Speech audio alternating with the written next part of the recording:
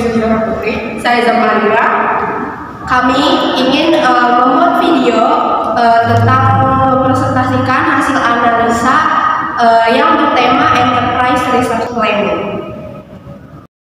ERP atau Enterprise Research Planning berdasarkan dari beberapa penjelasan mengenai ERP menurut para ahli, yaitu ERP adalah aplikasi integrasi guna memfasilitasi dan mengelola berbagai proses bisnis dalam sebuah perusahaan seperti produksi, pemasaran, pembelian, keuangan, dan manajemen sumber daya manusia.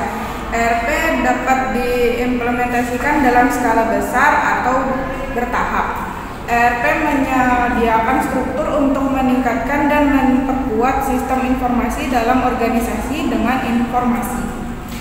Ada 3 sumber daya di dalam perusahaan yang perlu dikelola secara besar, ialah mengapa perangkat lunak ERP kebanyakan mempunyai 3 modul utama sebagai berikut. Yang pertama ada finansial. Yang finansial ini ada FI, yaitu Financial Accounting, digunakan sebagai parameter untuk perhitungan keuntungan mengukur kinerja keuangan dengan basis pada data transaksi.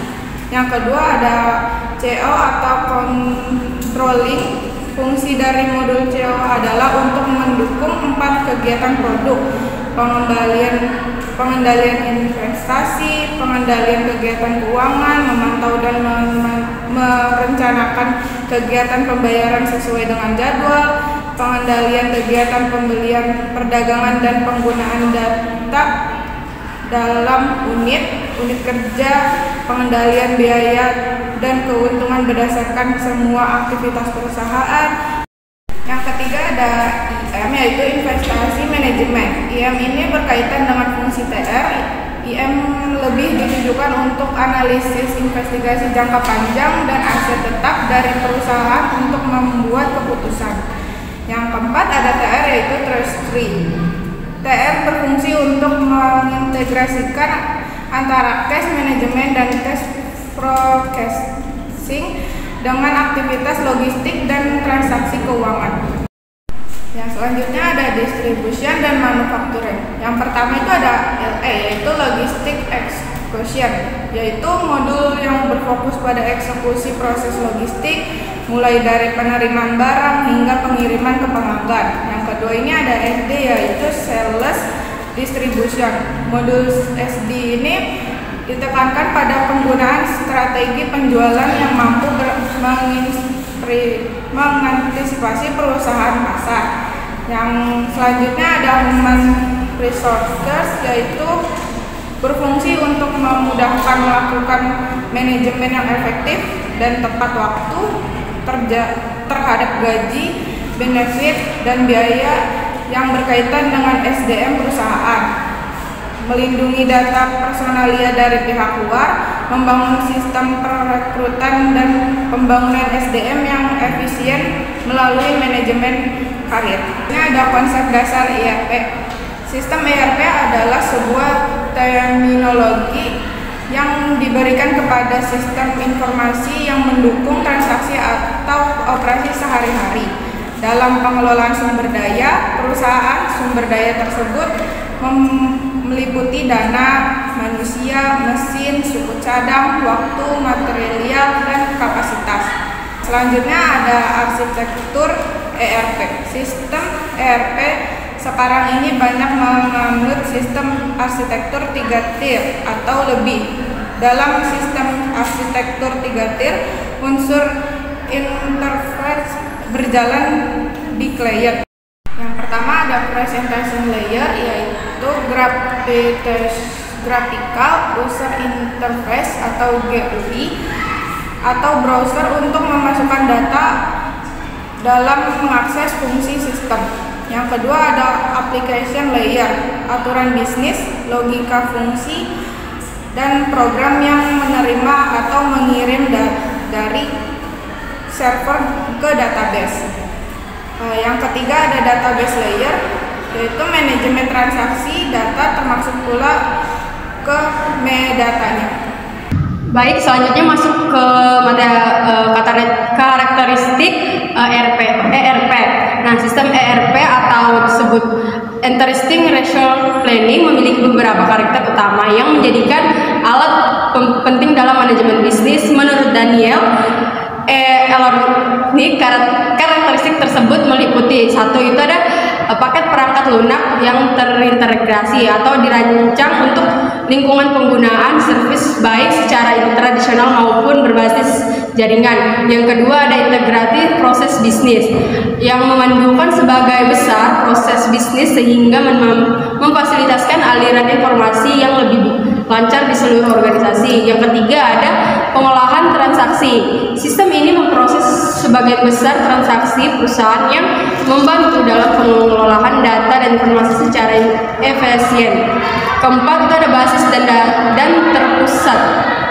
Menggunakan basis data perusahaan yang menyimpan setiap data yang hanya sekali, mengurangi redundansi dan meningkatkan akurasi informasi. Yang kelima, ada akses data real time. Penggunaan dapat mengakses data secara waktu nyata yang memungkinkan pengambilan keputusan yang lebih cepat dan tepat.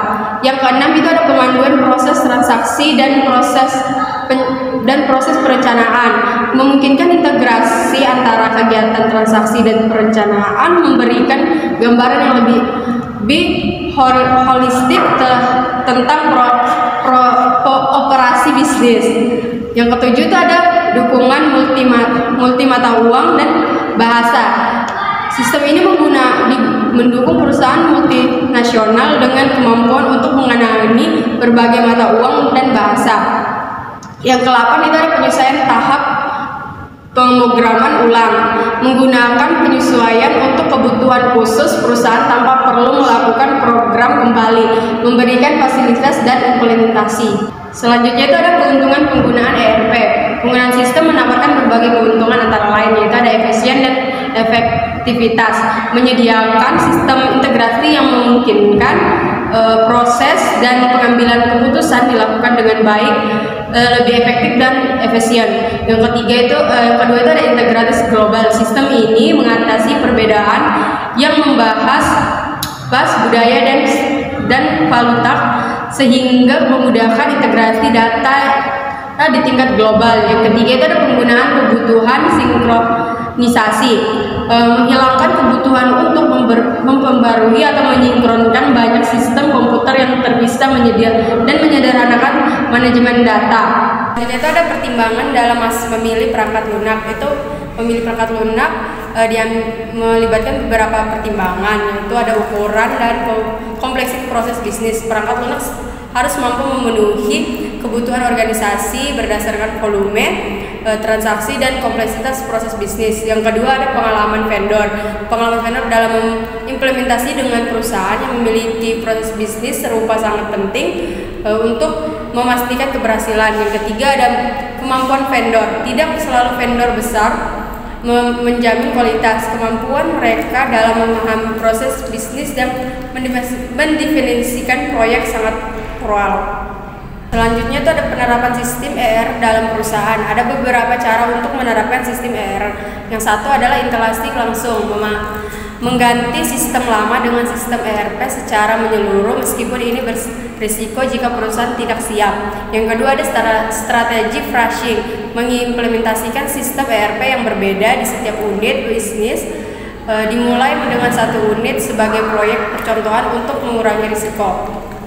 Selanjutnya itu ada keberhasilan penerapan sistem ERP. Keberhasilan implementasi ERP dipengaruhi oleh beberapa faktor. Yang satu, ada proses bisnis yang matang. Perusahaan harus memiliki proses bisnis yang jelas. Yang kedua, ada manajemen perusahaan yang baik. Pendidikan dan komunikasi yang efektif tentang perubahan sistem sangat penting untuk mengurangi friksi. Yang ketiga, ada komitmen. Dukungan pemimpin hingga penggunaan sangat diperlukan untuk memastikan keberhasilan implementasi. Selanjutnya, faktor utama penyebab kegagalan implementasi ERP. Yang pertama, kurangnya dukungan dari pimpinan karena keputusan implementasi harus datang dari atas dan melibatkan perubahan besar di perusahaan. Yang kedua, proyek dianggap hanya milik satu departemen, padahal ERP melibatkan banyak bagian dan membutuhkan kerjasama antar departemen. Yang ketiga, tidak ada orang yang ditunjuk sebagai penanggung jawab atau PIC sehingga pekerjaan tidak terkoordinasi dengan baik. Yang keempat, semua proses diserahkan hanya ke tim IT, padahal tim bagian yang tahu prosedur kerjanya sendiri harus terlibat aktif. Yang kelima, vendor yang dipilih kurang berpengalaman dan tidak kompeten sehingga sulit mengatasi masalah saat instalasi dan implementasi. Dengan mengimplementasikan sistem ERP di suatu organisasi akan mengintegrasikan sistem yang berakibat perubahan di satu bagian akan langsung memperbarui bagian lain yang terkait secara otomatis. Yang kedua, data yang dimasukkan oleh pengguna akan langsung terupdate secara real time. Yang ketiga, semua bagian perusahaan menggunakan satu sumber data yang sama, seperti data pelanggan, produk, dan vendor. Yang keempat, semua pengguna yang punya akses dapat melihat informasi terbaru kapan saja, meskipun data diinput oleh orang lain. Setiap perusahaan memiliki kebijakan sendiri dalam hal anggaran implementasi sistem ERP, tetapi dalam pelaksanaannya kadang perlu pembiayaan lebih ketika implementasi sistem ERP. Beberapa pos pembayaran itu adalah: yang pertama, pelatihan. Biaya untuk melatih karyawan menggunakan sistem baru, termasuk interface dan prosedur baru, lebih baik disampaikan oleh tim internal yang memahami perubahan sistem dari proses bisnis perusahaan. Yang kedua, integrasi dan uji coba. Biaya untuk menguji kecocokan sistem ERP dengan aplikasi lain di perusahaan. Sebaliknya, menggunakan data nyata dan dilakukan oleh pengguna yang akan mengoperasikan sistem tersebut. Yang ketiga, kustomisasi. Biaya yang timbul saat sistem ERP perlu disesuaikan dengan kebutuhan khusus perusahaan. Sebaliknya, dihindari untuk menekan biaya tambahan. Selanjutnya, konversi data. Biaya untuk memindahkan data lama ke sistem ERP baru, termasuk pemilihan data yang perlu dipindahkan dan penyesuaian format data. Selanjutnya, analisis data. Biaya untuk membandingkan data ERP dengan data dari sistem eksternal yang terkadang memerlukan pemrograman khusus. Selanjutnya ada studi kasus. Studi kasus ERP, peracikan ABC pergeseran ERP yang strategis. ABC Compounding, penyedia perlengkapan pembersih industri yang berkantor pusat di Atlanta, memberikan contoh manfaat ERP bagi perusahaan kecil hingga menengah. Ketika sistem ERP lama milik ABC tidak dapat lagi mendukung proses penting seperti perencanaan dan penjadwalan, perusahaan memilih Sage ERP X3 untuk memenuhi kebutuhan tersebut. ABC Compounding mempekerjakan sekitar 150 orang dan menyajikan studi yang menarik karena sebagian besar contoh menggunakan perusahaan multinasional yang jauh lebih besar. Maya Hepper, kepala bagian informasi, telah menggunakan Sage ERP X3 di posisi sebelumnya dan familiar dengan kemampuan manufakturnya yang komprehensif. Waktunya tepat dan harga untuk beralih sangat kompetitif, katanya. Benang merah di antara perusahaan yang menggunakan ERP saat itu. Dengan Sage ERP X3, ABC Compounding mengotomatiskan perintah kerja, meningkatkan pelacakan inventaris, dan menyederhanakan layanan pelanggan. Sistem baru ini memungkinkan karyawan untuk membuat perintah kerja secara otomatis berdasarkan tingkat stok dan pesanan, sehingga menghemat banyak waktu dibandingkan entry data manual. Selain itu, tim penjualan dan layanan mencatat peningkatan navigasi dan efisiensi yang penting untuk menangani lebih dari 200 pesanan harian. Jadi, kesimpulan analisis Enterprise Research Planning (ERP) sebagai solusi sistem informasi terintegrasi, Enterprise Research Planning (ERP) merupakan solusi sistem informasi terintegrasi yang sangat penting bagi perusahaan modern, baik skala besar maupun menengah. ERP menyatukan berbagai proses bisnis lintas departemen dalam satu sistem terpusat dengan basis data tunggal, sehingga memudahkan pertukaran data, mempercepat komunikasi, dan meningkatkan transparansi antar bagian perusahaan.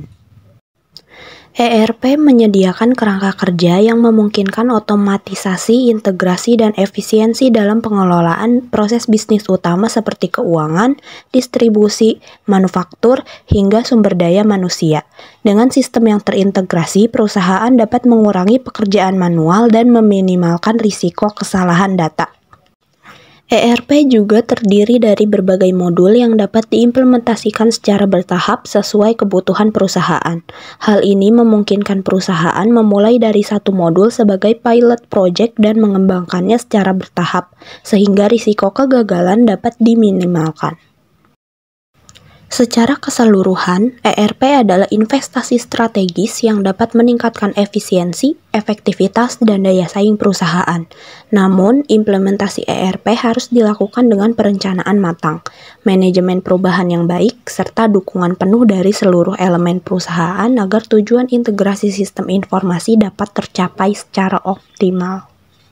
Sekian presentasi dari hasil analisa kelompok kami. Wassalamualaikum warahmatullahi wabarakatuh.